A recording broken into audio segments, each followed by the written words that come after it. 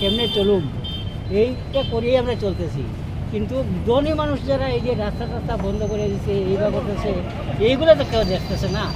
আমাদের একটু সাহায্য করুক, আমরা যে কোনোরকম চলতে পারি এইটাই করুক। ধনী মানুষের উপরে কিছু হয় না, কিন্তু গরিব মানুষের উপরে অত্যাচার হইতেছে। এই জিনিসটা যেন গভর্নমেন্টের একটু খেয়াল থাকে আর কি, সবের সমান ইয়ে থাকা উচিত। ওইটাই আমি করতেছি যে গরিব মানুষ যেমন ধনী মানুষ যে ফ্যাসিলিটি পাইব, আর গরিব মানুষ ফ্যাসিলিটি পাইব না এটা না। গরিব মানুষ তো পেটের লাগি চলতেছে। এই পেটের লাগি চলতে গিয়ে কিন্তু আমরা রাস্তাঘাটে ঢুকে বৃষ্টি বা ধরে আসি, আমাদের একটু ব্যবস্থা করুক। ধনী মানুষ তো যাদের পয়সা আছে ভাই মহল বানাইয়া রাস্তা বন্ধ করে জেনারেশন করে চলতেছে, কিন্তু গরিব মানুষ কেমনে চলবো? সবের সমান হওয়া উচিত। স্যার মই সেইটো ক'বলৈ বিচাৰিছোঁ, আমিতো আজি 40 বছৰমান ইয়াতে দোকানদাৰী কৰি আছোঁ। তেতিয়াতো নালাও সৰু আছিলে, এতিয়া গৰীব মানুহ আমি ক'ত যাম ছাৰ?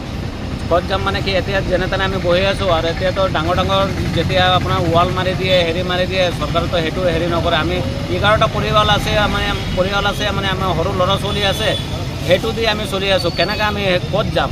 আৰু এতিয়া আমি মিউনিচিপালিটি ছাৰৰ ওচৰতো কৈছোঁ, চেয়াৰমেনৰ ওচৰত কৈছে ঠিক আছে এতিয়া বহা, ক'ৰবাত জাগা পালে আমি তোমালোকক হেৰি কৰিম। এতিয়া যদি আমাৰ কাপোৰ চাপোৰ লৈ যোৱা নাই, মানে যদি লৈ যায় তেনেহ'লে আমি ক'ত চলিম? আমাৰ সৰু ল'ৰা ছোৱালী আছে, সেইটোৱে আমি ক'ব বিচাৰিছোঁ। আৰু যেনেকৈ গৰীব দুখীয়া মানুহে সবাই মানে পেটৰ কাৰণে হেৰি কৰে, ফুটপাথত কিবা ঠেলা লয়, কিবা হেৰি কৰে, মানে তেওঁলোকক মানে বেছি হেৰেছমেণ্ট কৰি আছে চৰকাৰে। যেনে ধনী মানুহ আছে, হেৰি আছে, তেওঁলোককতো একো নকয়। মানে গৰীব মানুহকেইটা ক'ত যাব? সব ভাঙি হেৰি কৰি দিয়ে যে গৰীব মানুহবিলাক ক'ত যাব? সেইটো আমাৰ মানে চৰকাৰৰ মানে হেৰি কৰিছে, ক'ত যাম আমি?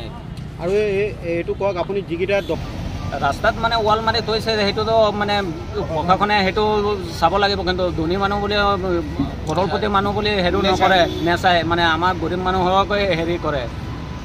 আমি ক'তনো যাম? সেইটোৱে আমি মানে চৰকাৰৰ ওচৰত মানে দাবী জনাইছোঁ। আমি এতিয়া ক'ত আমি সেইটো বয়সত ক'ত কাম কৰিম, ক'ত হেৰি কৰিম? সেইটো দি আমি ৰুজি ৰুটি আমাৰ চলি আছে।